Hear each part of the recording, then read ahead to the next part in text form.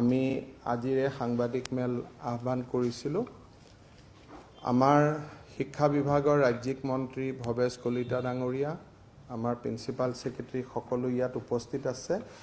মই আপোনালোক সকলোকে আদৰণি জনাইছোঁ। শেষৰ ফালে মই দুই তিনিটা কথা কোভিডৰ ওপৰতো ৰাখিম। বিশেষকৈ এটা বিষয়ৰ ওপৰত মই আলোকপাত কৰিব খুজিছোঁ যে আজিৰ পৰা পবিত্ৰ ভাদ মাহ আৰম্ভ হৈছে আৰু ভাদ মাহত পাৰম্পৰিকভাৱে আমাৰ অসমৰ আই মাতৃসকলে নামঘৰত নাম কীৰ্তন অনুষ্ঠিত কৰে আৰু প্ৰসাদ আদিৰো আয়োজন কৰে আৰু সম্পূৰ্ণ এমাহ ধৰি এই ভাদ মাহৰ নাম কীৰ্তন চলি থাকিব। মই নামঘৰ পৰিচালনা সমিতিসমূহক বিশেষভাৱে আহ্বান জনাম যে এই নাম কীৰ্তন অনুষ্ঠিত কৰোঁতে যাতে সামাজিক দূৰত্ব মানি চলা হয়, সকলো আই মাতৃয়ে যাতে মাস্কৰ ব্যৱহাৰ কৰে আৰু অত্যন্ত সাৱধানেৰে সৈতে যাতে নামঘৰসমূহত নিজৰ দায়িত্ব পালন কৰে, তাৰ বাবে মই অনুৰোধ কৰিছোঁ। আৰু বিশেষকৈ কোনো নামঘৰতে 10 বা 15 গৰাকী আই মাতৃতকৈ বেছি একগোট নহ'লে ভাল। কোনোবা আই মাতৃয়ে যদি আজি কৰিছে সোমবাৰে, মঙলবাৰে সেই গাঁওখনৰে আন এটা বেটছে কৰিব পাৰিব। অৰ্থাৎ ধৰি লওঁ এখন নামঘৰৰ লগত 100 গৰাকী মহিলা জড়িত আছে, সকলো একেদিনতে নাহি 15 গৰাকী কৰি প্ৰায় 7 দিনত তেওঁলোকে ৰোটেশ্যন কৰিব পাৰিব। সেইবাবে আমি স্বাস্থ্য বিভাগৰ ফালৰ পৰা অফিচিয়েলি আজি আমাৰ SOP ওলাব, কিন্তু অফিচিয়েলি যি ওলাওক যি নোলাওক, মূল কথাটো হ'ল যে সামাজিক দূৰত্ব ৰাখি নাম কীৰ্তন কৰিব লাগে আৰু 15 গৰাকীতকৈ বেছি আই মাতৃ একেটা সময়তে সমবেত নহ'ব বা হোৱাটো উচিত নহ'ব, তেনেকুৱা ধৰণে মই অনুভৱ কৰোঁ। কাৰণ কোভিডৰ যিটো সংক্ৰমণ দুই এটা ক্ষেত্ৰত গাঁও অঞ্চললৈ বিয়পি যোৱা আমি দেখা পাইছোঁ। সেইটো কাৰণে মই বিশেষ সাৱধানতা অৱলম্বন কৰিবৰ বাবে সকলোকে আহ্বান জনাইছোঁ। আজি আমি প্ৰথমতে যিটো বিষয় আপোনালোকৰ লগত আলোকপাত কৰিব খুজিছোঁ সেইটো হৈছে বিদ্যালয়ৰ প্ৰাদেশিকৰণ। আমি আপোনালোকে জানে যে শিক্ষামন্ত্ৰী হিচাপে 2011 চনত প্ৰথম মোৰ ওপৰত দায়িত্ব পৰিছিলে আৰু বহু বছৰ পিছত 2011 চনৰ পৰা আমি প্ৰাদেশিকৰণৰ কাম হাতত লৈছিলোঁ। 2014 চনত যেতিয়া এটা অনাকাংক্ষিত পৰিৱেশত মই পদত্যাগ কৰিছিলোঁ, তাৰ লগে লগে এক প্ৰকাৰ প্ৰাদেশিকৰণৰ কামো বন্ধ হৈ পৰিছিল আৰু আজি আমি সুদীৰ্ঘ 6 বছৰৰ পিছত আজি আমি প্ৰাদেশিকৰণৰ প্ৰথম তালিকাখন আমি ৰাজ্যপাল মহোদয়ৰ অধিসূচনা জাৰি কৰা হৈছে। আমি আমাৰ মাধ্যমিক শিক্ষা সঞ্চালকালয়ৰ ৱেবছাইট আৰু উচ্চ শিক্ষা বিভাগৰ সঞ্চালকালয়ৰ ৱেবছাইটত অলপ পিছতে সাংবাদিক মেল শেষ হোৱাৰ পিছতে দুয়োখন তালিকা উপলব্ধ হ'ব। আমি আজিৰ দিনটোত প্ৰথম পদক্ষেপ হিচাপে 197খন হাইস্কুলক আমি প্ৰাদেশিকিত কৰিছোঁ। 197 হাইস্কুল। হায়াৰ ছেকেণ্ডেৰী হাইস্কুলটো আপোনালোকে লিখি লৈছে 197। হায়াৰ ছেকেণ্ডেৰী আমি 9খনক আজি প্ৰাদেশিকৰণ কৰিছোঁ আৰু যাক আমি ছিনিয়ৰ ছেকেণ্ডেৰী বুলি কওঁ, তাৰমানে আগত জুনিয়ৰ কলেজ তেওঁলোকৰ নাম আছিল, এই ছিনিয়ৰ ছেকেণ্ডেৰী আমি 149 ছিনিয়ৰ ছেকেণ্ডেৰী স্কুল বা জুনিয়ৰ কলেজক আমি প্ৰাদেশিকিত কৰিছোঁ আৰু সৰ্বমুঠ 355 আমি অনুষ্ঠানক মাধ্যমিক শিক্ষা সঞ্চালকালয়ৰ অধীনত আমি প্ৰাদেশিকৃত কৰিছোঁ উচ্চ শিক্ষা সঞ্চালকালয়ৰ অধীনত আজিৰ দিনটোত আমি ২৭খন নতুন মহাবিদ্যালয় প্ৰাদেশিকৃত কৰিছোঁ 27 সো ১৯৭খন হাই স্কুল ৯খন উচ্চতৰ মাধ্যমিক বিদ্যালয় জুনিয়ৰ কলেজ ১৪৯ আৰু কলেজ ২৭খন ইয়াৰ লগত কিছুমান ব্যক্তি প্ৰাদেশিকৃত হৈছে যি আগত লেফট ওভাৰ আছিলে বা পিছত কোৱালিফিকেশ্যন একুৱেৰ কৰিলে তেনেকুৱা কিছু ব্যক্তিও প্ৰাদেশিকৃত হৈছে আমাৰ মাধ্যমিক শিক্ষা সঞ্চালকালয়ৰ অধীনত প্ৰাদেশিকৃত হোৱা বা উপকৃত হোৱা শিক্ষকৰ সংখ্যা হ'ল ৩০49 আৰু উচ্চ শিক্ষা সঞ্চালকালয়ৰ অধীনত আমাৰ এডিশনেল পোষ্ট 690 আৰু ২৭খন কলেজৰ 241কে ধৰি প্ৰায়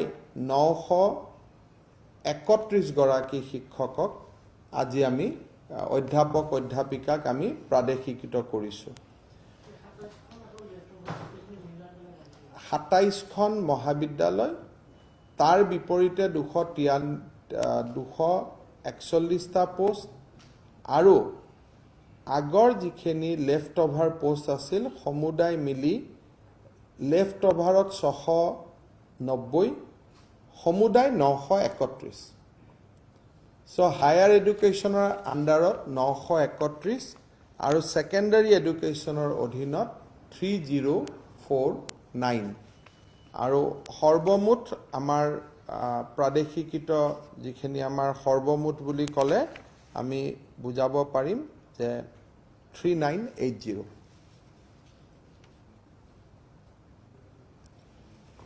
আজি বহু বছৰৰ মূৰত প্ৰায় সুদীৰ্ঘ 6 বছৰৰ পিছত 15 আগষ্টত কৰাৰ আমাৰ ইচ্ছা আছিলে কিন্তু কিছু অলপ আমাৰ ফাইলৰ ডিলে হোৱাৰ কাৰণে আজি গধূলি আমাৰ সাংবাদিক মেল শেষ হোৱাৰ পিছতেই ডাইৰেক্টৰ অফ ছেকেণ্ডাৰী এডুকেশ্যনৰ ৱেবছাইটত যিটো আমাৰ আমি ৱেবছাইটটো কৈ দিছোঁ ৱেবছাইটটো ক'ত আছে লিখি দিব এখন কাগজত মই কৈ দিছোঁ সো দুইটা ৱেবছাইটতে আমাৰ লিষ্টখন উপলব্ধ হ'ব আৰু ৱেবছাইটৰ হেৰিকেইটা মই আমাৰ আইডি কেইটা মই আপোনালোকক অলপ পিছতে দি আছোঁ তাৰ পিছত আজি আমি আৰু এটা নতুন আঁচনি ঘোষণা কৰিব খুজিছোঁ সেইটো হৈছে আমাৰ বাজেটত আমি উল্লেখ কৰিছিলোঁ প্ৰজ্ঞান ভাৰতী প্ৰজ্ঞান ভাৰতীৰ উদ্দেশ্য হৈছে যে বিদ্যালয়ৰ বিনামূলীয়া নামভৰ্তি বিনামূলীয়া পাঠ্যপুথি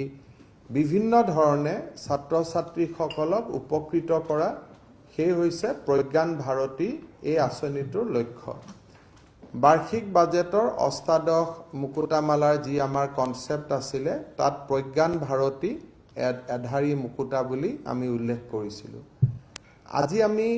উচ্চতৰ মাধ্যমিক পৰীক্ষাত ২২,০০০ ছাত্ৰীয়ে এইবাৰ প্ৰথম স্থান অধিকাৰ কৰিছিলে প্ৰথম বিভাগ আৰু এই ২২,০০০ ছাত্ৰীলৈকে আমি একোখনকৈ স্কুটি আগবঢ়োৱাৰ সিদ্ধান্ত লৈছোঁ so 22,000 girl students will get one scooty each যাতে তেওঁলোকে কলেজলৈকে আহিব পাৰে আমি প্ৰত্যেকটো স্কুটিৰ আমি কষ্ট চাইছিলোঁ কিমান কৰিছিলোঁ 50,000 এৰাউণ্ড ইন বিটুইন 50 to 55,000 আমি জেম পৰ্টেলত আজি আমি নিবিদা কৰিম তাৰপিছত ৰেটটো অলপ হয়তো কমিবও পাৰে বাট এপ্ৰক্সিমেটলি কষ্ট উইল বি 50 to 55,000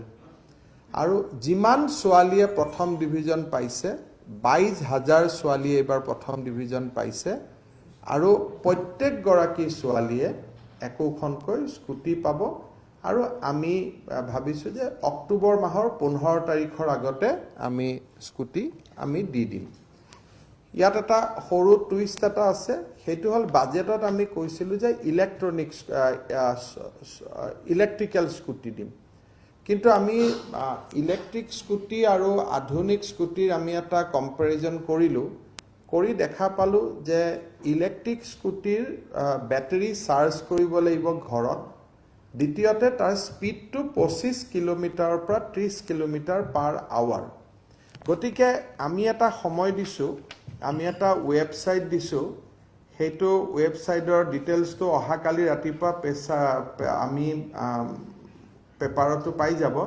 সেইটো হল sebaonline.org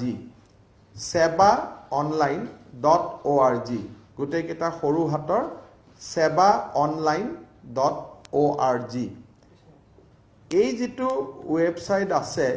এই ওয়েবসাইটত গৈ কোনোবা ছাত্ৰীক যদি ইলেক্ট্ৰিকেল স্কুটি লাগে আমি আধুনিক স্কুটি দি আছো কিন্তু কোনোবা ছোৱালীয়ে যদি ভাবে যে মোৰ তেল ভৰুৱাব অসুবিধা হ'ব গতিকে আমি ইলেক্ট্ৰিক স্কুটি এখন হলে ভাল পাওঁ সো সেই ক্ষেত্ৰত আমাৰ ছাত্ৰীসকলে এপ্লিকেশন কৰিব পাৰিব সেই ওয়েবসাইটটোত গৈ তেতিয়া আমি তেওঁলোকক সৌৰ শক্তি চালিত ঠিক নহয় সোলাৰ নহব ইলেক্ট্ৰিক যেটো বিদ্যুৎ শক্তি চালিত আমি স্কুটি একোখন আমি দিব পাৰিম choice is theirs কিন্তু আমি প্ৰপ'জ কৰিছো যে আমি আধুনিক স্কুটি দিম কিন্তু কোনোবা যদি গাৰ্জেনে কয় যে মোৰটো তেল ভৰাব ইমান অসুবিধা হ'ব বা আন অসুবিধা হ'ব মই ইলেক্ট্ৰিক স্কুটি লম তেতিয়া হলে ইলেক্ট্ৰিক স্কুটিও তেওঁলোকে ল'ব পাৰিব আৰু অহা কালি বা পৰহি দিনা ৰাতিপুৱা মাধ্যমিক উচ্চ শিক্ষা সঞ্চালকালয়ে এটা বিজ্ঞাপন দিব sebaonline.org এইটোৱে হ'ব ওয়েবসাইট তাতে গৈ টিক কৰিলে আমি আমাৰ চইচটো আমি দিব পাৰিম সিম্পল চইচ যে মোক ইলেক্ট্ৰিক লাগে আধুনিক লাগে যদি কোনেও একো চইচ নিদিয়ে আমি ধৰি লম যে তেওঁ আধুনিক খন কিনিব গতিকে অক্টোবৰৰ আমি 15 তাৰিখৰ ভিতৰত এইখিনি বিতৰণ কৰিম হেলমেট আমি নিদিও আমি জেমত জি পাও সেইটোকে আমি কিনি লম এক্সেসৰিজ বুলি ক'লে হেলমেট আদি হেবিলাক নিদিও আৰু ৰেজিষ্ট্ৰেচন কষ্টটো তেওঁলোকে নিজে বিয়াৰ কৰিব লাগিব আৰু এই স্কুটিখন অন্তত 3 বছৰলৈকে কোনো বিক্ৰী কৰিব নোৱাৰিব আপ টু 3 ইয়াৰ্স স্কুটিখন বিক্ৰী কৰিব নোৱাৰিব সকলোৱে নালাগে যি সকলক বিদ্যুৎ শক্তি লাগে কাৰোবাক যদি মোৰ বিদ্যুৎ শক্তি নালাগে তেতিয়া হলে আমি হেতুত আৰু জোৰ কৰিব খোজা নাই দ্বিতীয়তে সেপ্টেম্বৰ মাহৰ প্ৰথম সপ্তাহৰ ভিতৰত আমি হাই স্কুলৰ উচ্চ মাধ্যমিক বিদ্যালয়ৰ গ্ৰেজুৱেট টিচাৰ পোষ্ট আমি ৭,৪৪০টা পোষ্টৰ আমি বিজ্ঞাপন দিম যেহেতু টেট অনুষ্ঠিত হৈ গৈছে আমি ট্ৰাই কৰিম যে ডিসেম্বৰ মাহৰ বা জানুৱাৰী মাহৰ ভিতৰত যদি কোনো আদালত কোৰ্ট কাছাৰী নহয় আজিকালি আদালত কোৰ্ট কাছাৰী হৈ যায় তেতিয়া দিলে হ'ব আদাৰৱাইজ 3 to 4 মান্থছৰ ভিতৰত আমি এপইন্টমেন্ট প্ৰসেছটো কমপ্লিট কৰি লম বাট 7440 ৭,৪৪০টা হাই স্কুলৰ আমি হাই স্কুলৰ টেট অনুষ্ঠিত কৰিছিলো গতিকে তাৰ আমি বিজ্ঞাপন আনুষ্ঠানিকভাৱে আমি দিব গৈ আছো 27 তাৰিখে আমি প্ৰায় গুৱাহাটীৰ শংকৰদেৱ কলাক্ষেত্ৰত সামাজিক 27 আগষ্টত শংকৰদেৱ কলাক্ষেত্ৰত সামাজিক দূৰত্বৰ নিয়ম মানি চলি প্ৰতীকীভাৱে 300 গৰাকী প্ৰাথমিক যি আমাৰ বিজ্ঞাপন আছিলে সেই বিজ্ঞাপন অনুসৰি এলপিএমই টিচাৰৰ আমি নিযুক্তি দিম বাকি নিযুক্তিবিলাক ওয়েবসাইটত থাকিব তেওঁলোকে নামাই ল'ব খালি আমি মাত্ৰ 300 গৰাকী ছাত্ৰ ছাত্ৰীক মাতি আনি 27 আগষ্ট তাৰিখে আমি এপইন্টমেন্ট দিম 11000 পোষ্ট আমি দিছিলো কিন্তু STH STP তাত বহুত ক্যান্ডিডেট নোহোৱা কাৰণে কিমানখিনি ফাইনালি হয় সেইটো আমি হিদিনাখনে গম পাম কিন্তু 27 তাৰিখে আমি এলপিএমই শিক্ষকৰ নিযুক্তি দিম যত নেকি আমি মই আশা কৰিছো যে খুব স্বচ্ছতাৰ ভিত্তিত আমি কৰিছো গতিকে খুব ভাল নিযুক্তি এটা আমি দিব পাৰিম গতিকে এটো 27 আগষ্টত আমি এপইন্টমেন্ট দিম 300 ছাত্ৰ ছাত্ৰীক বা শিক্ষাৰ্থীক আমি মাতিম বাকি সকলে ওয়েবসাইটতে হিদিনাখন তেওঁলোকে ডাউনলোড কৰি ল'ব নিজৰ নিজৰ এপইন্টমেন্ট লেটাৰ মানে মই এক্সাক্ট ডেটাটো পোৱা নাই কাৰণ কাম চলি আছে কিন্তু মই ভাবো যে আমাৰ এডভাৰটাইজ উলাইছিল 9635 গতিকে 7000 মানটো হবই 6-7000 টো হবই ডেফিনেটলি STH আৰু কিছুমান সাবজেক্ট স্পেসিফিকত আমাৰ ক্যান্ডিডেট পোৱা নাই পিছত সেইখিনি পোষ্ট আমি কেনেকৈ কি কৰিব পাৰো আমি এটা সিদ্ধান্ত ল'ব লাগিব ইয়াৰ লগত আজি আমি আৰু এটা আপোনালোকক সৰু ঘোষণা কৰিব খুজিছো যে আমাৰ যেটো পৰীক্ষাৰ এবাৰ ৰিজাল্ট হৈ গল CBSE এ পৰীক্ষা কমপ্লিট কৰিব পৰা নাছিলে কিন্তু হায়াৰ সেকেন্ডাৰী পৰীক্ষা আমি মোটামুটি কমপ্লিট কৰি পেলাইছিলো CBSE এ প্ৰজেক্টেড মাৰ্কস দিছে বহুত ক্ষেত্ৰত যে তেওঁলোকে প্ৰজেকচনৰ ওপৰত মাৰ্কস দিছে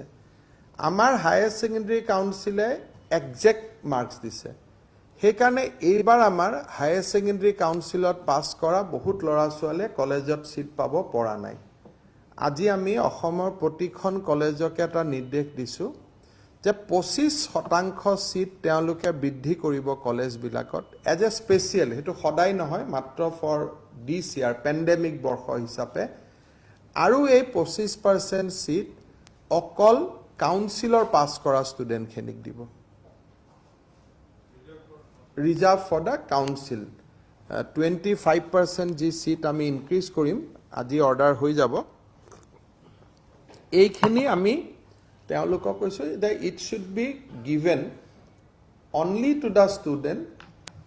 হু passed from higher secondary council মেট্ৰিকৰ পাস কৰা ষ্টুডেন্ট খিনি আমাৰ অসুবিধা নহয় কাৰণ আমাৰ বহুত কেখন স্কুলত হায়াৰ সেকেন্ডাৰী আছে কিন্তু ডিগ্ৰী লেভেলত আমাৰ ষ্টুডেন্টৰ কষ্ট হৈছে কাৰণ CBSE এ প্ৰজেক্টেড মাৰ্কস দিছে আমি প্ৰজেক্টেড মাৰ্কস দিয়া নাই আমাৰ পৰীক্ষা হৈ গৈছিলে সেই কাৰণে এইটো ক্ষেত্ৰত আমি যাতে পেৰিটি এটা আনিব পাৰো আমি যাতে সমানতা আনিব পাৰো নৰমাল সিটখিনিত কোনোবা CBSE ও পাইছে কাউন্সিলও পাইছে অ্যাকৰ্ডিং টু মাৰ্কস কিন্তু কটন কলেজ আদি দৰে শিক্ষানুষ্ঠানত কাউন্সিলত পাস কৰা ষ্টুডেন্টে এবাৰ একেবাৰে সিট পোৱা নাই সেইকাৰণে আজি আমি নিৰ্দেশ দিছো যে হায়াৰ সেকেন্ডাৰী পাস কৰি ডিগ্ৰীত যিসকল লৰা ছোৱালী এডমিশন লৈছে বিভিন্ন মেজৰ অনাৰ্সত 25% সিট তেওঁলোকে ইনক্ৰিজ কৰিব অনলি ফৰ দিস ইয়াৰ আৰু হায়াৰ সেকেন্ডাৰী কাউন্সিলৰ পৰা পাস কৰা ষ্টুডেন্টকহে এই সিট দিব দুই এখন কলেজে নিজাববীয়াকৈ কিছু ইনক্ৰিজ কৰিছে কোনোবাই 10% কোনোবাই 5% কিন্তু এতিয়াৰ পৰা যিখিনি ইনক্ৰিজ কৰিব সেইখিনি only for student who has passed from the state council so এইটো এটা আমি আপোনালোকক জনাবলৈ পাই ভাল পাইছো ইয়াৰ পিছত আমি কব খুজিছো যে শিক্ষক দিৱস 5 সেপ্টেম্বৰত শিক্ষক দিৱস হয় আমি শিক্ষক দিৱসটো একেবাৰে ভাৰ্চুৱেল কৰিব খোজা নাই গতিকে ৰাজ্যিক ফাংচনখন আমি 150 গৰাকী শিক্ষকক লৈ 1000 অডিটৰিয়ামত মাত্ৰ 150 গৰাকী শিক্ষকক লৈ 5 সেপ্টেম্বৰত আমি ৰাজ্যিক ফাংচনটো অনুষ্ঠিত কৰাৰ সিদ্ধান্ত লৈছো আৰু জিলা ফাংচন বিলাকত 50 টিচাৰ লৈ আমাৰ জিলা উপায়ুক্ত সকলে যেটো আমাৰ তেওঁলোকে পুৰস্কৃত শিক্ষকসকলক সম্বৰ্ধনা জনায় বান জনায় আমি শিক্ষক দিৱস পাতিব কৈছো ছাত্ৰ ছাত্ৰীসকলক অনুষ্ঠানৰ লগত জড়িত কৰিবৰ বাবে আমি মানা কৰিছো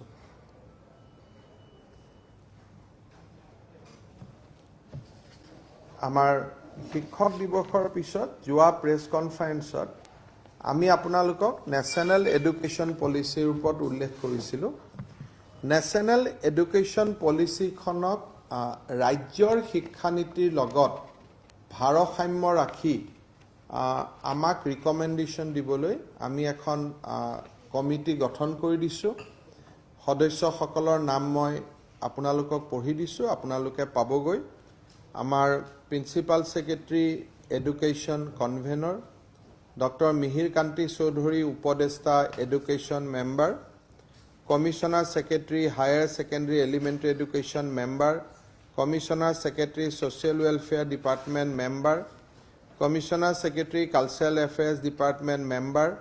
কমিশনার সেক্রেটারি স্কিল এমপ্লয়মেন্ট তেখেত member commissioner secretary sports and youth welfare তেখেত member Shri Ramesh Jain member Shri Dayananda Burhagohain member Shri Nawab Mehmood Hussain member professor Dhiraj Bora science and technology ইউনিভাৰ্সিটিৰ উপাচাৰ্য তেখেত সদস্য ডক্টৰ ডম্বৰুধৰ নাথ মাজুলী কালচাৰাল ইউনিভাৰ্সিটিৰ ভাইস চেন্সেলৰ তেখেত সদস্য ডক্টৰ দিবাকৰ ডেকা মাধৱদেৱ বিশ্ববিদ্যালয়ের উপাচার্য তেখেত সদস্য ডক্টর অমলেন্দু চক্রবর্তী রবীন্দ্রনাথ টেগোর বিশ্ববিদ্যালয়ের উপাচার্য তেখেত সদস্য Shrimati Manish Behl chairman North East network professor S P. Singh vice chancellor Royal Global University তেখেত সদস্য doctor Alok Burhagohain former vice chancellor Dibrugarh university তেখেত সদস্য doctor K M. Bujor Baruah retired vice chancellor Assam agriculture university তেখেত সদস্য doctor Hitesh Deka former vice chancellor Krishnakanta Handique state open university তেখেত সদস্য doctor Biren Das Tezpur university doctor Goutam Majumdar Cotton University Shrimati Miju Prabha Bora deputy director SCRT former তেখেত সদস্য doctor Binita Dutta Jorhat post graduate training college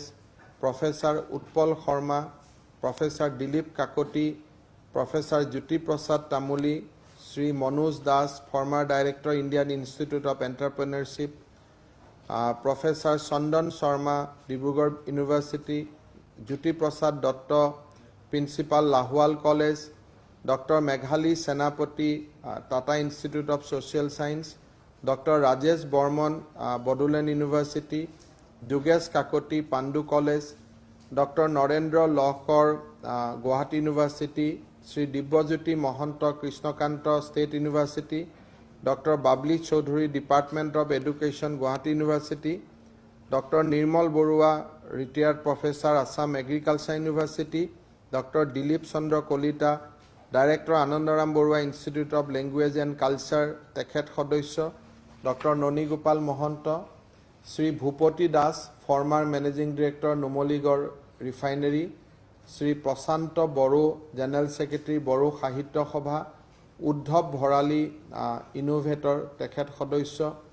doctor Biman Chetia principal North Lakhimpur college তেখেত সদস্য doctor Ilias Ali Padmashri তেখেত সদস্য শ্রী হিমেন ভট্টাচাৰ্যী টিয়ক প্রাইমেরি স্কুল তেখেত সদস্য doctor Bibhas Chandra Das Purkayastha retired principal Pandu college তেখেত সদস্য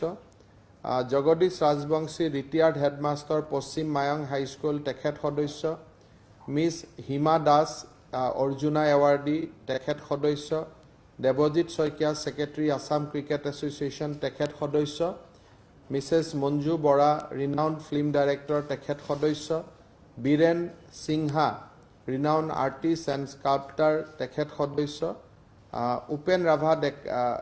উপেন ৰাভা হাকাচাম তেখেত সদস্য ডক্টৰ অলকা দেশাই শৰ্মা তেখেত সদস্য আৰু প্ৰফেসৰ পৰমানন্দ সোনোৱাল ডিব্ৰুগড় ইউনিভাৰ্সিটি তেখেত সদস্য এই ধৰনে বিভিন্ন সংস্কৃতি ক্ৰীড়া আৰু শিক্ষা জগতৰ পৰা নামসমূহ লৈ আমি এই কমিটিখন গঠন কৰি দিছো এই কমিটিখনে নিজক বিভিন্ন সাব গ্ৰুপত ডিভাইড কৰি ল'ব স্পোৰ্টস কেনেকে শিক্ষানুষ্ঠানত আহিব লাগে কালচাৰ কেনেকে আহিব লাগে অঙ্গনবাদী কেনেকে হ'ব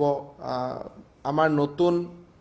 ইউনিভাৰ্সিটি বিলাকৰ আবায়ব কেনেকুৱা হ'ব অটোনমাস কলেজ বিলাক কেনেকুৱা হ'ব যিমানটা ৰিকমেন্ডেশন আছে প্ৰত্যেকটা ৰিকমেন্ডেশনৰ ওপৰতে এই টাস্ক ফোৰ্সখনে কাম কৰিব আৰু তাৰ ভিত্তিত মই ভাবো যে ডিসেম্বৰৰ 31 তাৰিখৰ ভিতৰত ন্যাশনাল এডুকেশন পলিসিৰ ফ্ৰেমওয়াৰ্কটো অসমত কেনেকে হ'ব তাক আমি দাঙি ধৰিব পাৰিম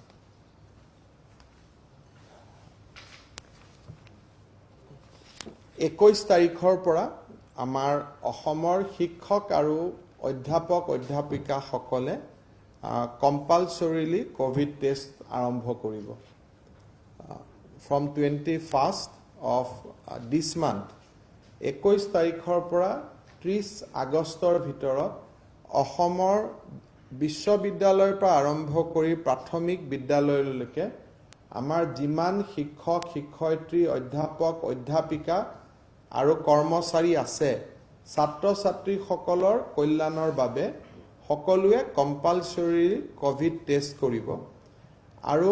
1 তাৰিখে সকলো শিক্ষক শিক্ষয়িত্ৰী অধ্যাপক অধ্যাপিকাই নিজৰ কৰ্মস্থানত যোগদান কৰিব উইথ দ্য নেগেটিভ ৰিপৰ্ট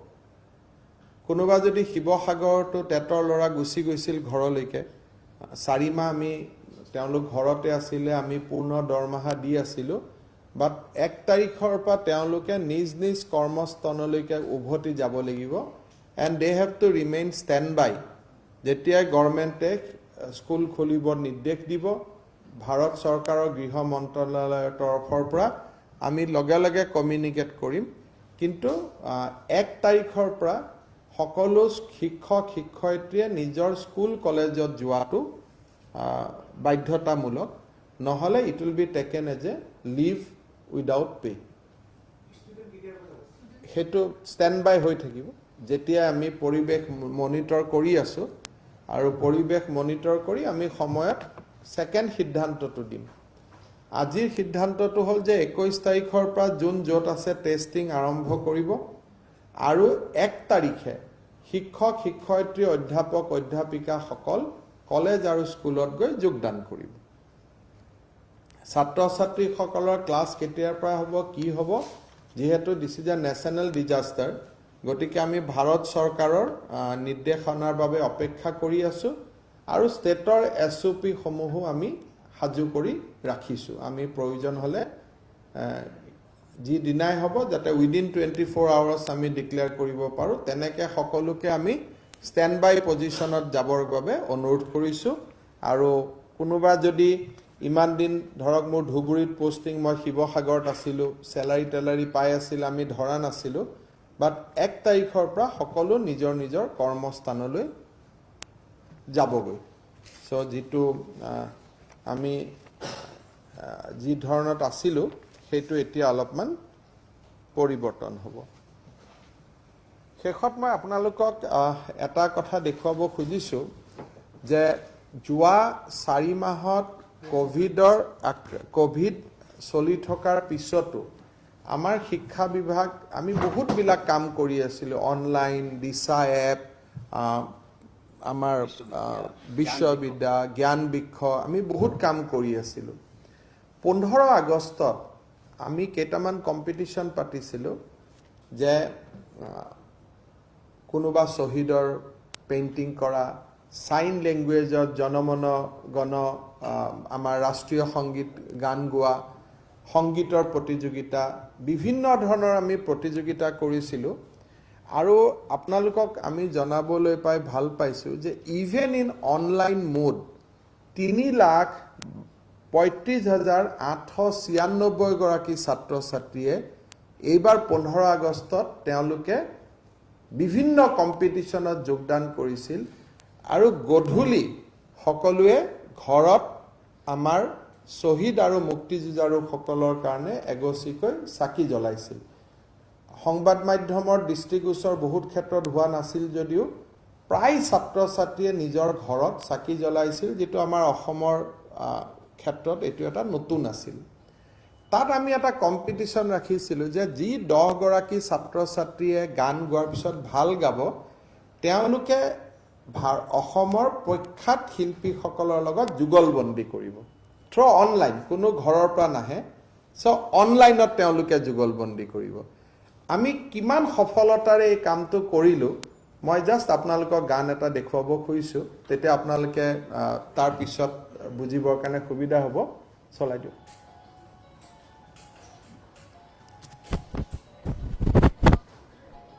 মাইকটো দিলে ভাল কৰিব মাইক ফাইন সাউন্ডটো মাইকটো লগাই দিও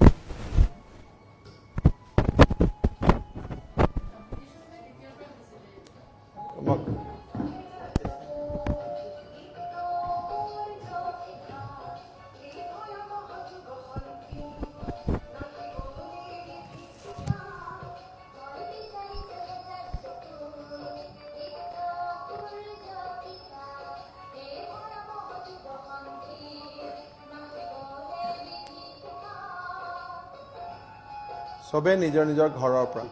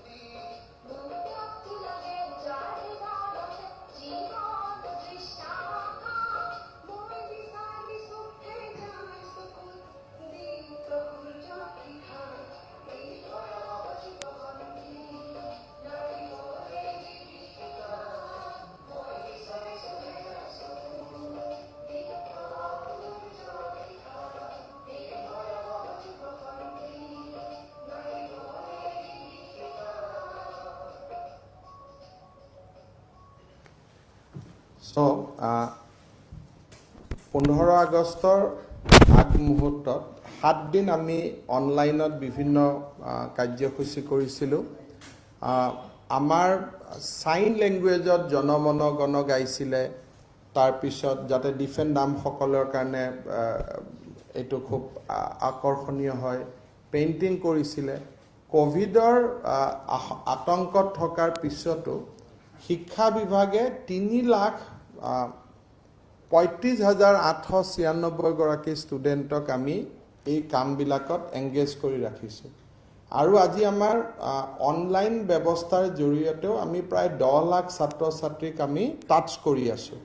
ক্লাছ গৈছে, কোৰ্স গৈছে, কিন্তু বহুতে ইয়াৰ পৰা উপকৃত হ'বও পৰা নাই, কাৰণ ডেফিনেটলি ডিজিটেল গ্যাপ এটা আছে। সেইকাৰণে আমি বিদ্যালয়সমূহ যিমান সোনকালে পাৰোঁ আমি খুলিবৰ কাৰণে তৎপৰ হৈ আছোঁ। যি নহওক, শিক্ষা বিভাগৰ ওপৰত মোৰ ক'বলগীয়া এইখিনি আছিলে। প্ৰাদেশিকৃত বিদ্যালয়ৰ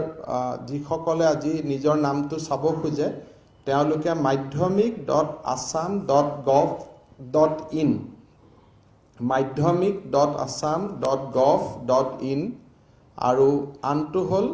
www.directorate-of-higher-education.assam.gov.in এই দুটা হ'ল আমাৰ ৱেবছাইট। প্ৰাদেশিকৃত বিদ্যালয়ৰ দ্বিতীয় তালিকা আমি নৱেম্বৰ মাহৰ প্ৰথম সপ্তাহত আমি প্ৰকাশ কৰিম। আৰু সকলোৱে 1/1/2021 পৰা দৰমহা, মানে তেওঁলোকে চাকৰি তেওঁলোকৰ একেলগে আজি ওলোৱা আৰু অক্টোবৰত ওলোৱাৰ মাজত ডিফাৰেন্স একো নাই। অক্টোবৰত ওলোৱাজনেও 1 জানুৱাৰীৰ পৰা দৰমহাৰ হিচাপ আৰম্ভ হ'ব। আজিৰ নটিফিকেশ্যন পোৱাজনেও 1 জানুৱাৰী 2021 পৰাই তেওঁলোকেও দৰমহা পাব। গতিকে পৰ্যায়ক্ৰমে আমি কামবোৰ কৰি আছোঁ, কাৰো যাতে খেলিমেলি নহয়। কাৰো কোনোবাই যদি ভাবে যে মোৰ নামটো আহিব লাগিছিল অহা নাই 20 দিনৰ ভিতৰত তেওঁলোকে ডাইৰেক্টৰ অফ সেকেন্ডাৰী এডুকেশ্যন বা ডাইৰেক্টৰ হায়াৰ এডুকেশ্যনক এপিল কৰিব পাৰিব কাৰোবাৰ যদি নাম অহা নাই মোৰ ফালৰ পৰা ক'বলগীয়া এইটোৱে আছিল অহা সপ্তাহত আৰু দুটা ভাল এনাউন্সমেন্ট লৈ মই আপোনালোকৰ মাজত আহিম 15 ছেপ্টেম্বৰলৈকে আমি প্ৰতি সপ্তাহতে দুটা তিনটা ভাল ভাল খবৰ লৈ আমি আহি থাকিম অৰুণোদয় প্ৰথম জিলা সমিতিৰ সভা সমিতি যোৱা কালিৰ পৰা আৰম্ভ হৈছে আজি শিক্ষা বিভাগ অহা সপ্তাহত আন এটা এনেকে 15 ছেপ্টেম্বৰলৈকে প্ৰতিটো সপ্তাহতে দুটা তিনটা ভাল খবৰ তাৰ পিছত ইমপ্লিমেন্টেশন এই ধৰণে আমাৰ চলি থাকিব আপোনালোকৰ যদি কিবা সুধিব লগা আছে সুধিব পাৰে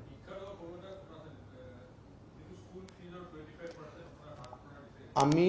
গুৱাহাটী উচ্চ ন্যায়ালয়ত এটা পিআইএল চলি আছিল যে বিভিন্ন অভিভাৱকে ৰিকুৱেষ্ট কৰিছিল যে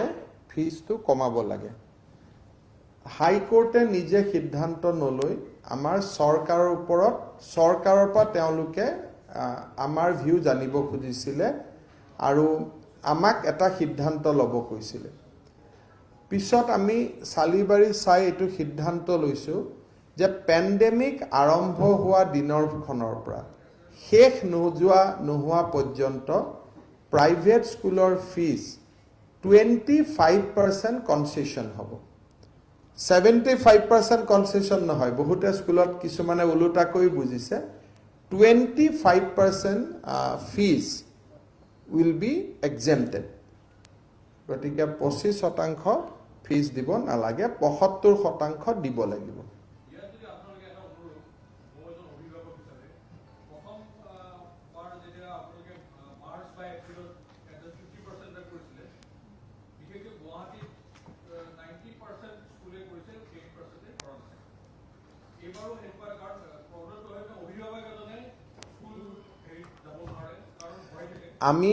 আমি যদি কমপ্লেইন পাওঁ আৰু আমাৰ এই নটিফিকেশনখন ডেফিনেটলি মই বিশ্বাস কৰোঁ যে দুই দিনতে উচ্চ ন্যায়ালয়তো কেছ এটা চলি আছে এইটো ক্ষেত্ৰত মই এটোৱে ক'ব পাৰোঁ যে কোনোবা স্কুলে যদি এই সিদ্ধান্ত নমনা বুলি আমাক যদি কমপ্লেইন কৰে আৰু আমি যদি ইনকুৱাৰি কৰি এটো সঁচা বুলি পাওঁ তেতিয়াহলে আমি স্কুলখন বন্ধ কৰি দিব পাৰোঁ দ্যাট ৰাইটস উই হেভ কিন্তু কোনেও কমপ্লেইন নিদি টুইটাৰ আৰু ফেসবুকত কৈ থাকিলেতো আমি কাম কৰিব নোৱাৰো অসমত সমস্যা হল যে টুইটাৰ কৰে ফেসবুক কৰে মোক হোৱাটসঅ্যাপ কৰে অভিভাৱক নিদিয়ে কোনোবা এজন বেলেগ ব্যক্তিৰ নামতে কমপ্লেইন এখনটো দিব লাগিব কাৰণ চৰকাৰৰ ফাইল লিখিত কমপ্লেইন নহলে নচলে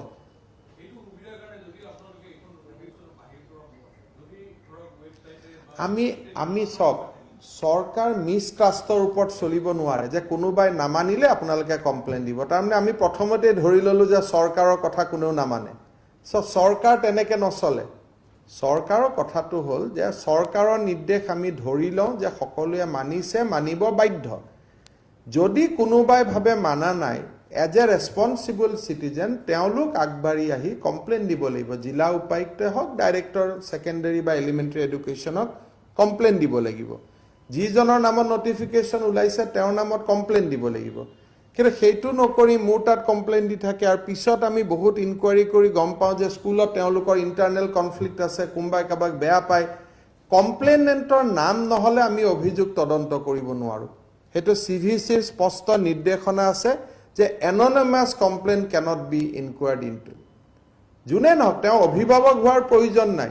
কিন্তু সমাজত সচেতন ব্যক্তিৰ ইমানো অভাৱ নাই যে কোনোবাই কমপ্লেইন এটা দিব নোৱাৰিব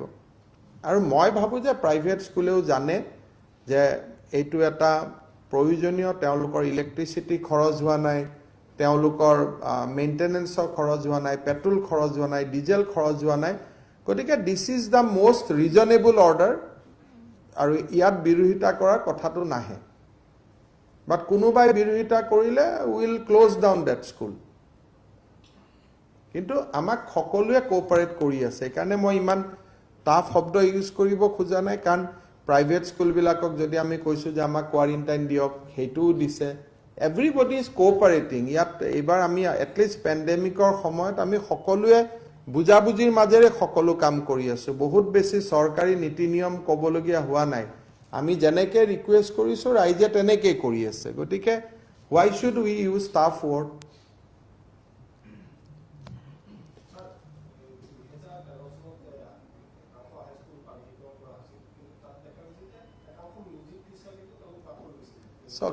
শিক্ষা বিভাগত এনেকুৱা সমস্যা বহুত আছে যদি এটা বাদ পৰি কিয় গৈছিল তেওঁলোকৰ সাৰ্টিফিকেটখন ভাতখাণ্ডেৰ হয় Bhatkhande is not a recognise university এটা স্কুলত কলেজত আমাৰ গভৰ্ণমেণ্ট অফিচত কোনো ৰুল নাই যে প্ৰাইভেট আনৰিকগনাইজ সাৰ্টিফিকেট আপুনি মানিব পাৰে গতিকে এইবিলাক সমস্যা সমাধান কৰিব লাগে আমি চেষ্টা কৰি আছো দুই এটা সমাধান হৈ গৈ আছে গতিকে এইবিলাক সমস্যা লাহে লাহে সমাধান কৰি থকা কথা মই কৰি গৈ থাকিম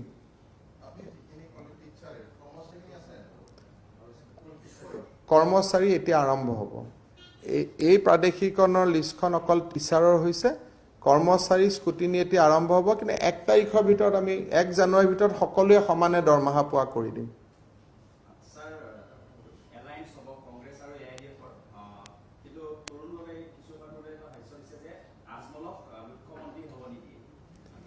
এতিয়া মেইন কথাটো এনেকুৱা তৰুণ গগৈ ডাঙৰীয়াৰ মনত এতিয়াও এনেকুৱা লাগি থাকে যে তেওঁ অসমৰ মুখ্যমন্ত্ৰী তেওঁ একানে কয় মোক পিছফালৰ পৰা মাৰিছে সন্মুখৰ পৰা মাৰিছে তেওঁ এনেকুৱা দেখুৱাই যেন তেওঁ জাতিৰ পিতা মহাত্মা গান্ধী তেওঁক কোনে একো কৰিব নোৱাৰে গতিকে মুখ্যমন্ত্ৰী তেওঁলোকে যদি ইউডিএফৰ লগত এলায়েন্সে কৰে যিটো দলৰ বেছি এমএলএ হ'ব তেওঁহে মুখ্যমন্ত্ৰী হ'ব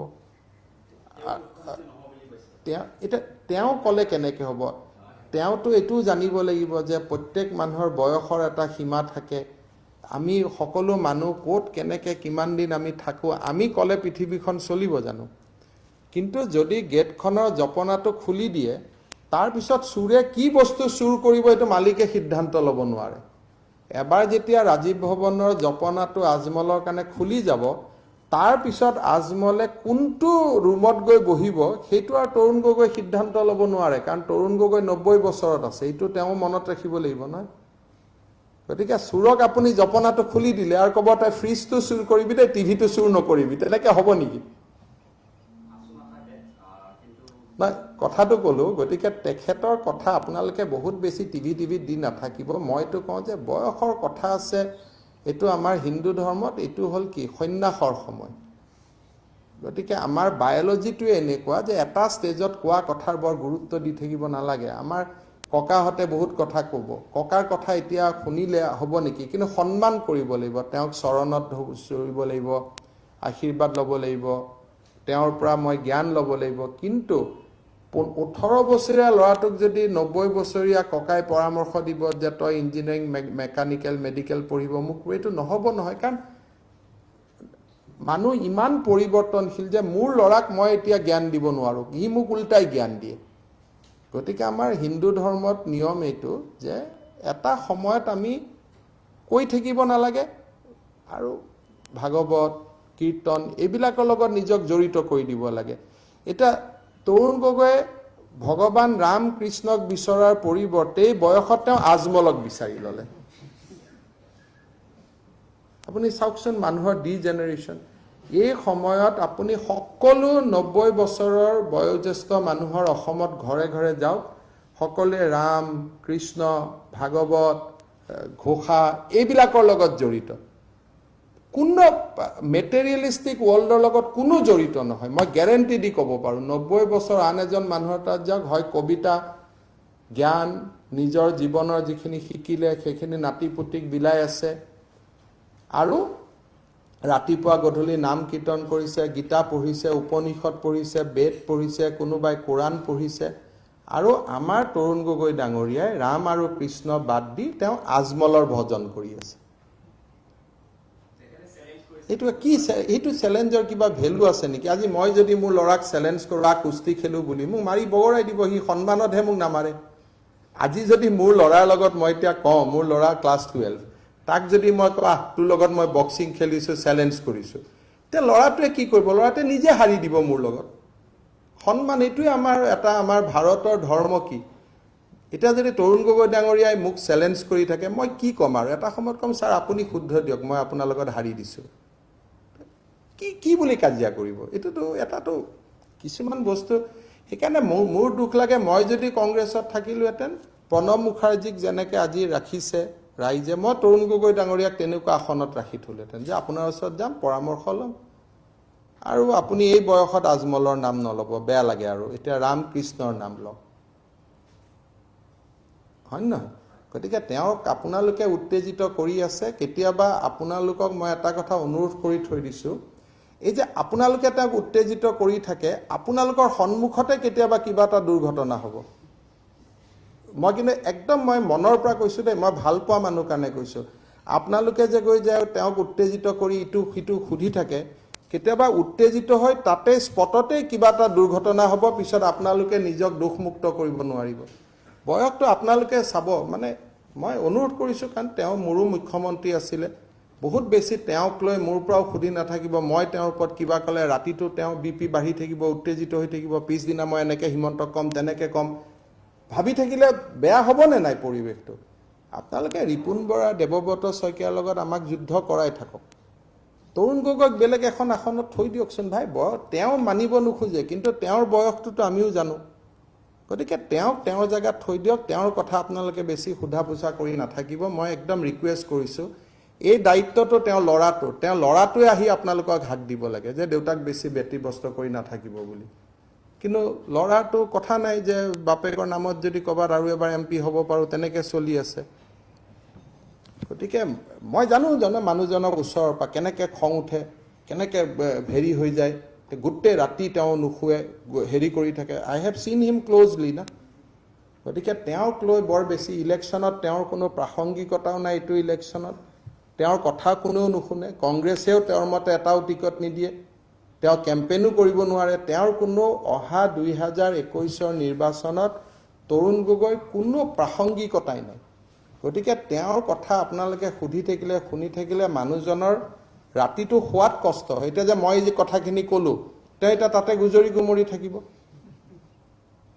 স্বাস্থ্যত ক্ষতি হয় ন দীৰ্ঘ জীৱন হওক ভগৱানে তেওঁক দীঘলীয়া জীৱন দিয়ক নাতি পুতিক চাওক গতিকে এইটো এটা আমাৰ যিটো জেনেৰেল ভগৱানৰ লগত কোনোবাই যুদ্ধ কৰিব পাৰে নেকি মই আজমলক হ'ব নিদিওঁ হাৰি ওপৰৱালাই যদি আপোনাকে মুখ্যমন্ত্ৰী পাতি দিয়ে আপুনি ৰাখিব পাৰিব নেকি কত মানুহ তেনেকৈ হৈ আছে গৈ আছে সেইকাৰণে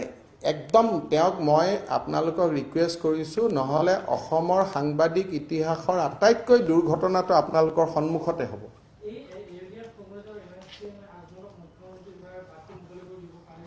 মইতো এতিয়া চৰকাৰী মঞ্চতে কৈ আছোঁ এটা কথা আপোনালোকে এইটোৱে জানি থ'ব যে জাতিটোক যদি কেইদিনমান ৰাখিব খুজিছে তেতিয়াহ'লে আপোনালোকেও এই এলায়েন্সটো কৰিব নালাগে বুলি কংগ্ৰেছক গৈ ক'বগৈ আপোনালোকেও তেওঁলোকক ৰিকুৱেষ্ট কৰিব আপোনালোকে ৰং চাই থকাৰ কথা নহয় কাৰণ এই যে বৰ ঘৰত সোমাব তাৰ পৰা ওলাই কোনো নাযায় সেইকাৰণে আপোনালোকেও ৰং চাই নাথাকিব আপোনালোকেও মানুহক বুজাব যে এইটো কৰিব নাপায় বুলি এবাৰ বৰ ঘৰত সোমোৱাৰ পিছত ক'ত থাকিব কিবা কৰি বৰদোৱা বতৰ দৰবাৰৰ পৰা আমি খেদি পঠাইছোঁহে আৰু যদি মাতি আনে আৰু ক'ত থাকিব হয় নহয় কি বাবা মই ভুল কৈছোঁ এটা কথা আৰু তৰুণ গগৈৰ কথা বেছি সুধি নাথাকিব বেয়া লাগে নে ময়ো 15-16 বছৰ কাম কৰিছোঁ তেওঁৰ লগত কোনোবানে তেওঁ কয় মোক পিছফালৰ পৰা মাৰিছে মোৰ আগফালৰ পৰা মাৰিছে এই আসনত বহি মোক কিমান মোৰ নামত তেওঁ ভেকাহি মাৰিছে বাদ দিয়া হিমন্ত কিমান আপোনালোকে এতিয়া পিছফালৰ পৰা মোক মাৰিছে নে আগত মাৰিছে গতিকে মোৰ খং আছিল মই 2016ত দেখুৱাই দিলোঁ 21ত তেওঁৰ প্ৰতি মোৰ আৰু একো খংটং নাই মই নিউট্ৰেল গিয়াৰত আহি গ'লোঁ গতিকে মোক তেওঁ গালি পাৰি থাকিলেও মোৰ কিবা কথা থাকিলেও মই এইটোৱে মোৰ ল'ৰা ছোৱালীক লগ পালে প্ৰথমতে কওঁ যে ভৰিখনত ধৰ আশীৰ্বাদ লওক মই শিকাই থৈ দিছোঁ আৰু ময়ো লগ পালে যিমান পাৰোঁ বিনম্ৰতাৰে সৈতে তেখেতৰ লগত কথা পাতোঁ কাৰণ মই নাভাবোঁ যে 21ত তেওঁৰ লগত মোৰ কিবা সংঘাত আছে 16ত আছিলে ফিনিছ সদায় আৰু মানুহৰ লগত দুশ্মনী লৈ চলিব নেকি তেওঁ এনেকৈ কথা কয় মই টিভিত শুনি থাকোঁ মোক পিছফালৰ পৰা মাৰিলে হুই যি পৃথিৱীত মানুহে মানুহৰ লগত যেতিয়া ৰাজনৈতিক যুদ্ধ হয় মই বিজেপি তেওঁ কংগ্ৰেছ পিছ আৰু আগ কি আছে যুদ্ধটো হ'বই গতিকে এটা পিছ আৰু আগৰটো কথা নাই শিৱাজীয়ে দেখুৱাই থৈ গৈছিল যে মোগলৰ লগত জিকিবৰ কাৰণে যিয়ে ব্যৱস্থা কৰিব লাগে সেইটোৱে কৰিব লাগিব আফজলক কেনেকৈ মাৰিছিলে তেওঁকতো আমি আজি নায়ক হিচাপে মানুহ নহয় সেইকাৰণে এই কথাবিলাক তেওঁক উত্তেজিত কৰি নাথাকিব এইটো আপোনালোকে পিছত নিজে দুখ পাব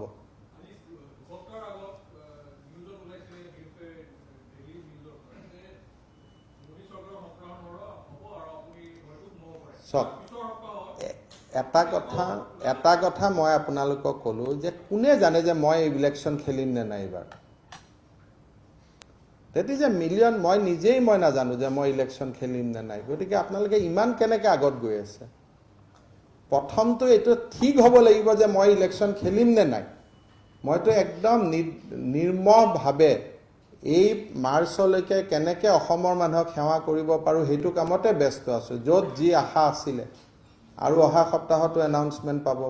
মইতো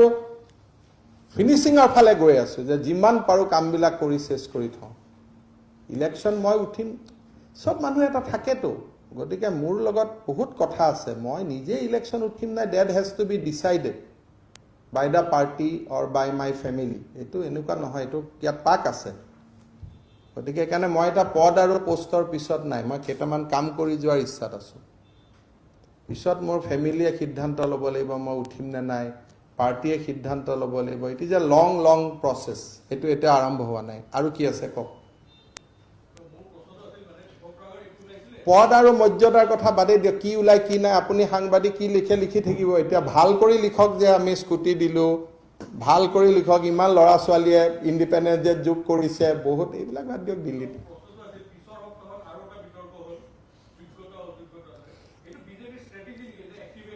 একো চক চিম্পল কথাটো হ'ল যে মানুহৰ যোগ্য বুলি ক'লে কাকো অযোগ্য বুলি আপুনি নক'ব সেইটো মানুহৰ মানৱীয় প্ৰমূল্যটোক আঘাত কৰা হয় আৰু কোনো ৰাইজতে ডিক্টেটৰশ্বিপ নাথাকে যে ইয়াৰ বাদে সি যোগ্য নহয় সেইকাৰণে কালি ৰঞ্জিত দাসেও কৈছে ময়ো আজি কৈছোঁ যে অসমৰ 3,30,00,000 মানুহে ইঞ্জিনিয়াৰ হ'ব যোগ্য ডক্টৰ হ'ব যোগ্য মুখ্যমন্ত্ৰী হ'ব যোগ্য ৰাষ্ট্ৰপতি হ'ব যোগ্যতা চবৰে আছে কিন্তু কাৰ ভাগ্য কোনে পূৰ্বজন্মত কি কৰি আহিছে সেইটো আমি ইয়াত বহি সাংবাদিক আৰু আমি টিভিত বিতৰ্ক কৰি ঠিক কৰিব পাৰিম নেকি এইবিলাক হৈছে কি যেন আমি টিভিত এটা পৰ্টেলত দি দিলে ই হ'ব নোৱাৰি হ'ব পাৰে লেঠা চেচ ওপৰত এজন পৰম পিতা বহি থাকে না হি কণ্ট্ৰল দ্য ৱৰ্ল্ড গতিকে আমি এইবিলাকত পৰিব নালাগে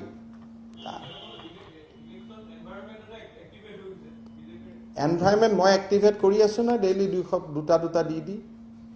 যিটো কৰিব লাগে এইটো মই ইয়াত বহি কৰি আছোঁ নহয় আপোনালোকে টেনশ্যন নল'ব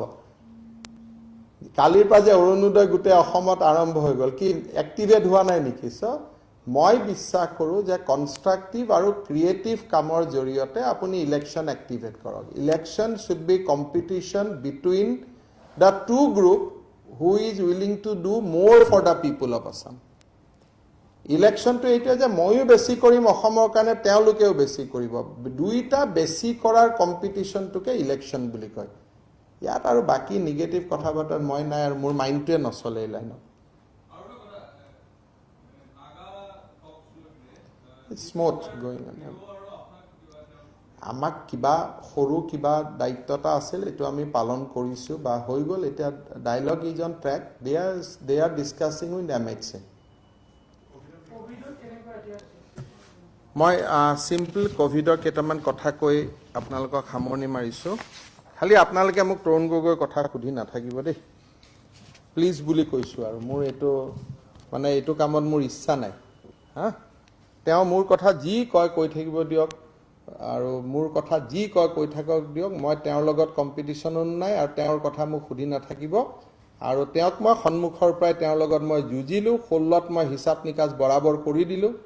আৰু মোৰ লগত একো নাই ঠিক আছে গতিকে মোক এইটো বেছি সুধি নাথাকিব কাৰণ নহ'লে মই ৰেছপনচিবল হ'ম মই কিবা কৈ দিম গোটেই ৰাতি চিন্তা কৰি থাকিব ঘৰত ৰাতিপুৱা মই মানুহৰ আগত মোক দেখাব নোৱাৰা হ'ম আৰু আপোনালোকে পিছত টিভিত বজাই থাকিব হিমন্ত বিশ্ব শৰ্মাই এনেকৈ কৈছিল সেইকাৰণে আজি ৰাতিপুৱা এইটো হ'ল বুলি আপোনালোকে খঙে বাৱে মাৰি মোৰ একদম মোক ধ্বংস কৰি দিব গতিকে এইবিলাক নকৰিব হা ৰিকুৱেষ্ট কৰিছোঁ যদি মোৰ প্ৰেছ কনফাৰেন্সত আহে তেওঁৰ কথা নুসুধো বুলি আহিব হ'ব নহয় এইটো মই নহ'লে চিঠিখনতে লিখি দিম যে you are invited but not to ask about anything ঠিক আছে 80 বছৰৰ পিছত আৰু মই কাৰো লগত যুঁজ বাগৰ নকৰোঁ কাৰণ এইটো আমাৰ জীৱন চক্ৰটোৱে তেনেকুৱা আজিৰ দিনত আমাৰ অসমত কনফাৰ্ম কেছ ৭৯,৬৬৭ আছিলে recovered ৫৬,৭৩৪ recovery rate 71.2 number of death 197 আৰু ডেথ ৰেট হৈছে 0.25 ইয়াৰ পিছত আমি এটা বস্তু দেখিছোঁ যে আমাতকৈ অসমতকৈ ওপৰত ৰিকভাৰী ৰেটত এতিয়া আছে দিল্লী তামিলনাডু গুজৰাট ৱেষ্ট বেংগল তাৰ আৰু ত্ৰিপুৰা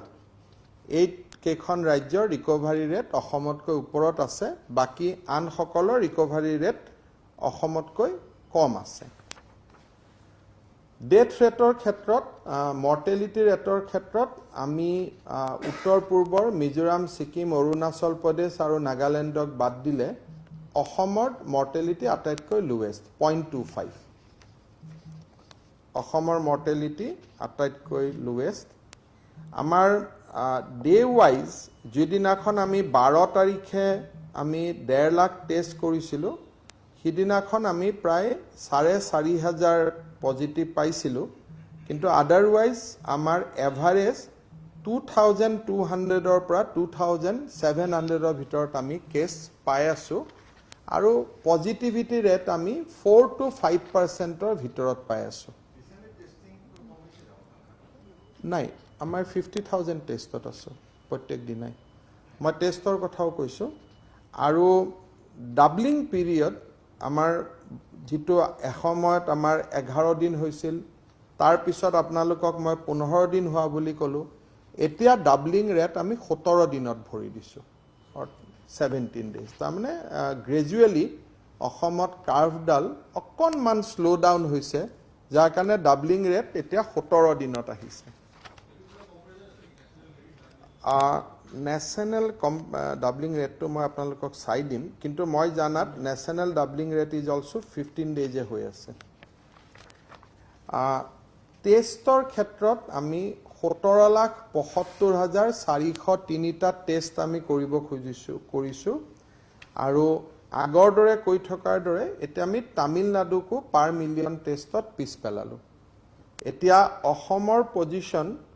আমাৰ যদি এটা লেভেলত ধৰো মানে যাৰ জনসংখ্যা আমাৰ লগত লেভেলিং আছে ত্ৰিপুৰা আৰু যদি আমি অৰুণাচলক বাদ দিওঁ তলে আমাতকৈ এতিয়া পাৰ মিলিয়ন টেষ্টত ওপৰত আছে অকল দিল্লী আৰু অন্ধ্ৰ প্ৰদেশ এতিয়া আমাৰ নাম্বাৰ 3ত আছো কিন্তু মই ভাবো যে এসপ্তাহৰ ভিতৰত আমি অন্ধ্ৰ প্ৰদেশকো অতিক্ৰম কৰিম কাৰণ অন্ধ্ৰ প্ৰদেশৰ পাৰ মিলিয়ন টেষ্ট আছে 55,000 আমাৰ পাৰ মিলিয়ন টেষ্ট হল 51,772 আৰু আমি যেহেতু ডেইলি 50,000 টেষ্ট কৰি আছো গতিকে আমি will be in the top of the chart by 30th August 30 আগষ্টৰ ভিতৰত আসাম টেষ্টিংৰ ক্ষেত্ৰত ইণ্ডিয়াৰ চাৰ্টৰ আমি টপত আহি যাম কাৰণ বাকি ষ্টেটে টেষ্টিং কমাইছে আমি ষ্টেটত টেষ্টিং কমোৱা নাই মৃতকৰ ক্ষেত্ৰত আটাইতকৈ বেছি মৃত্যু হৈছে কামৰূপ মেট্ৰ 51 ডিব্ৰুগড়ত সেকেন্ড মৃত্যু হৈছে 27 তিনিচুকীয়াত থাৰ্ড মৃত্যু হৈছে 18 আৰু কাছাৰত 14 আৰু এক প্ৰকাৰ কৰোনাৰ হটবেড বুলি যদি অসমৰ প্ৰেক্ষাপটত কওঁ তিনিচুকীয়া ডিব্ৰুগড় শিলচৰ আৰু গুৱাহাটী বুলি কওঁতে Kamrup rural is include undivided Kamrup district Dibrugarh Tinsukia আৰু কাছাৰ এই চাৰিখন জিলাতে এতিয়ালৈকে এই গোটেই বিষয়টো এটা চিন্তা আৰু উদ্বেগৰ কাৰণ হৈ আছে গুৱাহাটীত এটা ঠিক যে আমি এটা লেভেলত মেইনটেইন হৈ আছে বাকি খিনিত বাঢ়ি আছে ট্ৰিটমেন্টৰ ক্ষেত্ৰত এই মুহূৰ্তলৈকে আমি যিখিনি আমি ট্ৰিটমেন্ট কৰি আছিলো তাৰ ভিতৰত plasma therapy has of late gain momentum আৰু এতিয়ালৈকে আমি 368 জন ব্যক্তিক থ্ৰু প্লাজমা আমি ট্ৰিটমেন্ট কৰিছো 368 আৰু এটো ডোনাৰ সকলে দিয়া অহাকালি ইণ্ডিয়ান আৰ্মিয়ে ভাৰতীয় সেনা বাহিনীয়ে তেজপুৰ চিকিৎসা মহাবিদ্যালয়ত প্লাজমা দিব আৰু সেইটো এটা খুব পজিটিভ সিগনেল আৰু আৰ্মিয়ে ইভেন বৰ্ডাৰত থকাও বহুত ব্যক্তিক তেওঁলোকে উভতাই আনিছে just to participate in the plasma campaign মই আমাৰ সাংবাদিকসকলক অনুৰোধ কৰিম আমাৰ সকলোৰে হাউচবিলাকত বহুত ল'ৰা ছোৱালীৰ কোভিড হৈছিলে গতিকে আপোনালোকেও আগবাঢ়ি আহি প্লাজমা দান কৰিলে আমি আনন্দিত হ'ম কাৰণ আমাৰ প্ৰত্যেকটো টেলিভিছন প্ৰত্যেকটো পেপাৰতে বহুত ব্যক্তি আক্ৰান্ত হৈছে গতিকে মই ভাবো যে সাংবাদিকসকলো এদিন এটা ফাংচন কৰিলে যে যেনেকৈ আৰ্মিয়ে কৰিছে হেল্থ প্ৰফেশ্যনেলে কৰিলে পুলিচে কৰিলে এদিন সাংবাদিকসকলেও কৰিলে খুব ভাল হ'ব কাৰণ আপোনালোকক যেহেতু সমাজে ৰোল মডেল বুলি ভাবে অসমৰ সাংবাদিকসকলো এদিন প্ৰেছ ক্লাবৰ অধীনতে হওক যেনেকৈ নহওক আপোনালোকে এদিন আগবাঢ়ি আহিলে আমি আনন্দিত হ'ম কিবা যদি কোভিডৰ ওপৰত প্ৰশ্ন আছে কৰিব পাৰে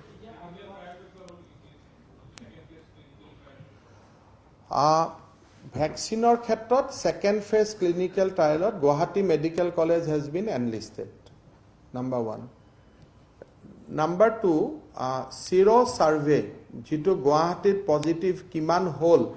সেইটো চাবৰ কাৰণে যে আমি কিমানটো পৰ্যায়ত গৈ পালো হাৰ্ড ইমিউনিটি আহিছে নেকি ICMR has recently started a study report to ketia pa amak jonua nai to porohir পৰা Guwahatit Sero survey has started porohir পৰা তৃতীয়তে হোম কোৱাৰেণ্টাইন বহুত ব্যক্তিয়ে লৈছে আমি আপত্তি কৰা নাই কিন্তু ফেসিলিটি নাথাকাকৈ লোৱাৰ কাৰণে গোটে ফ্যামিলিটোৱে এফেক্টেড হৈ মেডিকেল কলেজত আহি যাবলগীয়া হৈছে হেতু কাৰণে মই অনুৰোধ কৰিম যে যাৰ ফেসিলিটি নাই ঘৰত খুকিয়া লেট্ৰিন বাথৰুম নাই তেওঁলোকে যাতে হোম কোৱাৰেণ্টাইন নলয় কাৰণ this will create lots of complication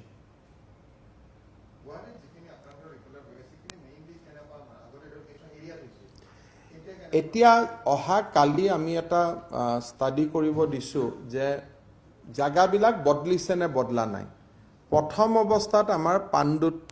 বেছি আছিল আমবাৰী ফটাখিল ধীৰেনপাৰাত বেছি আছিল সেই জাগাবোৰ এতিয়া কমিলে কিন্তু দিছপুৰৰ ক্যাপিটেল ডিসপেন্সাৰীত আমি আটাইতকৈ বেছি কেছ পাওঁ তাৰমানে ৰাজধানীৰ আশেপাশে থকা এৰিয়াটোত আমি আটাইতকৈ বেছি কেছ পাওঁ হে আগতে জেল তেলত পাইছিলো এতিয়া হেবিলাক নোহোৱা হৈ গল হেকানে অহা 3-4 দিনৰ পিছত মই আপোনালোকক এটা দিব পাৰিম যে গুৱাহাটীত কোন জাগাৰ পৰা কেছ কোলৈকে মাইগ্ৰেট কৰিছে পুৰণা হটবেড খেনিত এতিয়া তেনেকে কেছ নাই 2 to 2.5% নতুন জাগাবিলাকত এতিয়া কেছবিলাক আহিছে আৰু এটা মই আগতে কৈছো যে বহুতে কৰোনা টেষ্ট কৰিবৰ কাৰণে আমাৰ এন্টিজেন এটো এন্টিবডি টেষ্ট কৰাই লয় সেইটো কিন্তু প্ৰমাণ নহয় আৰু সেইটো টেষ্ট আমি কৰিব নালাগে এন্টিবডি টেষ্টটো এন্টিবডি টেষ্ট খালি তেতিয়া কৰিব লাগে যে মোৰ প্লাজমা দিব ইচ্ছা আছে মোৰ গাত মানে টাইটাৰ কাউন্ট কিমান আছে এইটো চাবৰ কাৰণে হে এন্টিবডি টেষ্ট হয়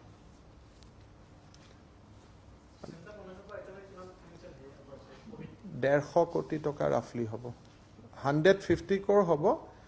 GTZ বুলি এটা তাৰ ফুল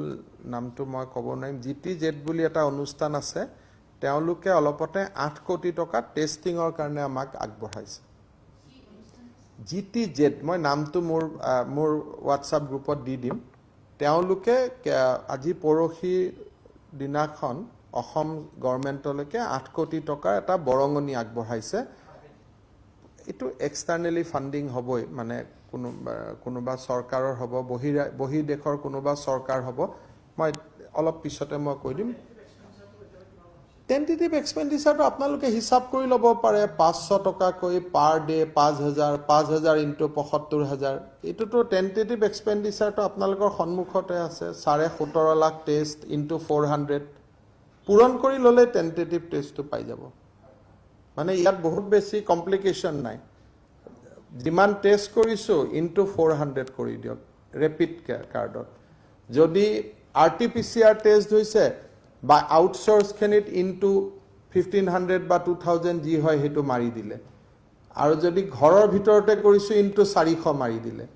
পেশেন্ট যিমান আছে 10 দিন থাকে 500 কৰি হলে 5000 ইনটু ইমান তেনেকৈ পিপি কিট আমি 3 লাখ কিনিছো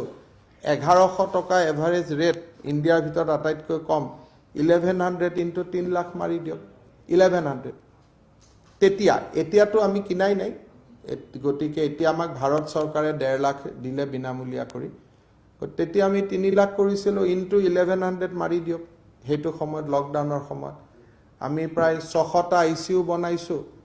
নতুনকৈ 600 ইনটু 3 লাখ মাৰি দিয়ক গোটাগুটি হিচাপ আৰু ইয়াত কোনো বেলেগ হিচাপ একো নাই 600 আইসিইউ বনোৱাৰ প্ল্যান আমি কৰি গৈ আছো আৰু অহা সপ্তাহত শিলচৰত 60টা হ'ব যোৱা 3 দিন আগত ডিব্ৰুগড়ত 60টা আৰম্ভ হ'ল সো যিমান আইসিইউ আমি এক্সপান্ড কৰি আছো ইনটু 3 লাখ মাৰি দিয়ক তেনেকুৱা টাইপত ইয়াত হিচাপখিনি সব গোটা পাৰ্মানেন্ট থাকি গ'ল এজ এ প্ৰপাৰ্টি থাকি গ'ল আৰু যি আইসিইউ আমি বনাইছো এটো কোভিডৰ নহয় এটো সদায় কাৰণে থাকি গ'ল আইসিইউ আমাৰ এতিয়া এট প্ৰেজেন্ট কোভিড আৰম্ভ হোৱাৰ আগতে অসমত আইসিইউ আছিল 250 260 গভৰ্ণমেণ্টত এতিয়া 600ৰ ওচৰা-ওচৰি আমি গুছি গলো মানে হয় গুছি গলো নহলে প্ল্যানিং আছে চলি আছে গতিকে ইয়াতে কোনো হিসাব টিসাব নাই আৰু এইবিলাক যে ৰিপুন বৰাই কৈ থাকে বাল্টিং 2000 এইবিলাক সব মিছা কথা এইবিলাকত কোনো সত্যতা নাই 500 টকাৰ এটা ওয়েলকাম কিট দিয়া যায় 500ৰ ভিতৰত সাবুনৰ পৰা টুথপেষ্টৰ পৰা ব্ৰাছৰ পৰা বাল্টিংৰ পৰা মগৰ পৰা সব ফমুৱা থাকে উইদিন 500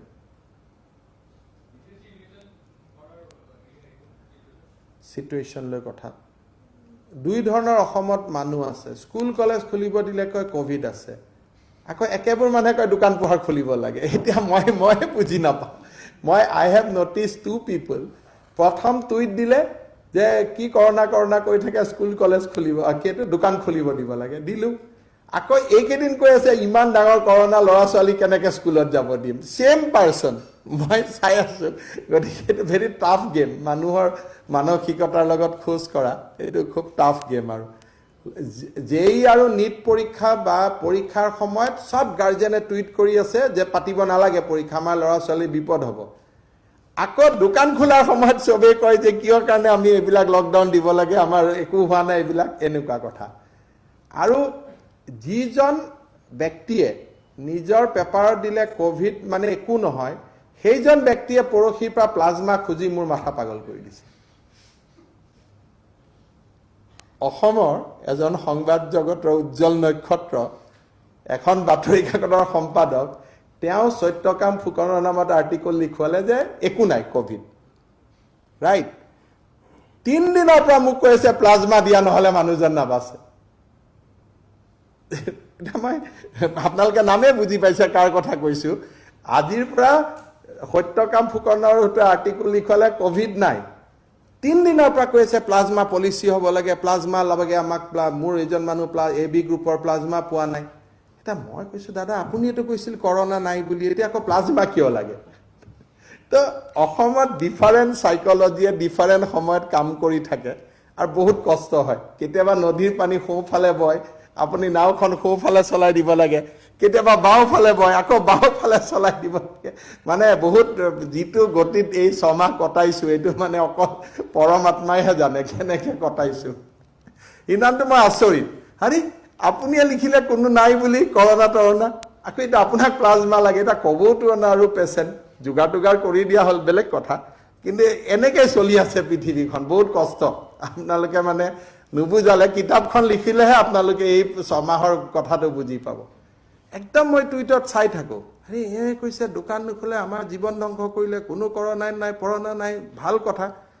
এতিয়া যেটা বাচ্চা স্কুলত যোৱাৰ সময় হয় কয় বাচ্চা মৰিলে কোনে দায়িত্ব ল'ব এটা তো কনফিউজ হৈ যোৱা যায় যে কোনটো সঁচা গতিকে ভেৰি ভেৰি ডিফিকাল্ট টাইম বাট এইটোৰ মানে এইটোৱে বুজিব লাগিব যে পেণ্ডেমিক আগত কোনেও দেখা নাছিল গতিকে বিভিন্ন মানসিকতাই ক্ৰিয়া কৰে এটো কোনো নেগেটিভ নহয় ইট ইজ এনেকুৱা বস্তু আমাৰ জীৱন কালতটো আমি কেতিয়াও দেখা নাছিলো নেদেখা বস্তুক লৈ তেনেকুৱা হয়ে সেইটো কাৰণে কোনো মাইন্ড কৰা কথা নহয় বাট দিস ইজ দা লাইফ ফটক কৰি পেপাৰত পাই যাব 1800 বাল্টি কিনিলে আকৌ ফোন কৰা আৰম্ভ কৰক এই 1800 কিনিছ নেকি স্যাৰ আমিতো কিনা নাই কোৰ পা পালে আফটাৰ অল এজন ৰাজ্যসভাৰ এমপিয়ে কলেতো আমি ডিউ ডিলিজেন্স কৰিবই লাগিব আকৌ কয় স্যাৰ টেষ্টে কৰিম নে বাল্টিঙৰে হিচাপ দিম আকৌ হেইটো এটা লাগি যায় নে মগৰে হিচাপ দিম আকৌ ডিসি বিলাকে দুখ কৰি WhatsApp দিয়ে ছাৰ ৱেডাৰ উইল টেষ্ট আৰু উইল গিভ বাল্টিং আৰু মগৰ হিচাপ গতিকে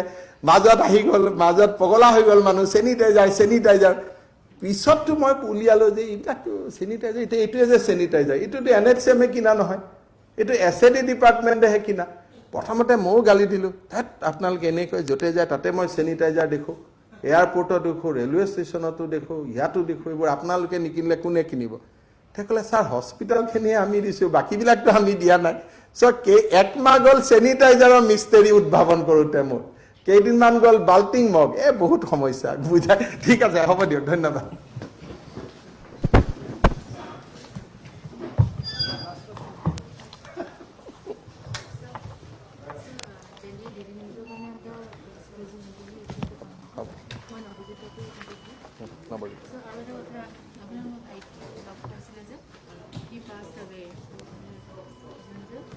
মই মেডিকেল এয়াৰপৰ্টত পাইছোঁ কি পাছ